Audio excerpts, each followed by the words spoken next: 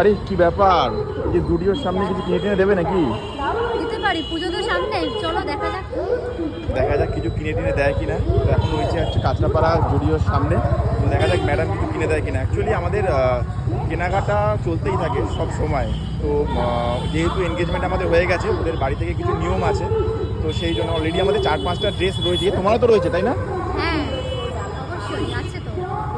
ম্যাডামের অলরেডি 3-4টে রয়েছে এবং আমারও মোটামুটি 4-5টা রয়েছে। মানে পুজোর কেনাকাটা আমাদের আগে থেকেই হয়ে গেছে কম বেশি। আর এই সময়টা অ্যাভয়েড, কমপ্লিট, কিন্তু পুজোর সামনে তো একটু কেনাকাটা না করলেও তো নয়।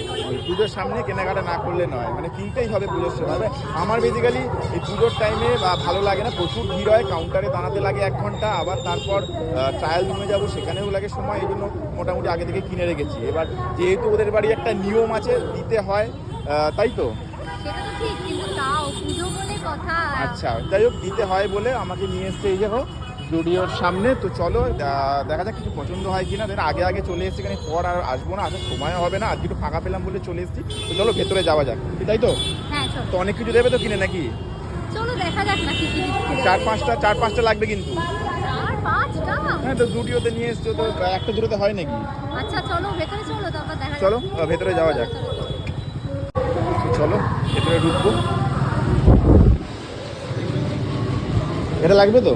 হ্যাঁ পুরো পুরো ব্যাগ ভর্তি হবে তো? তুমি ধরো, পুরো ব্যাগ ভর্তি হবে তো? দেখা যাক। দেখা যাক পুরো ব্যাগ ভর্তি হয় কিনা।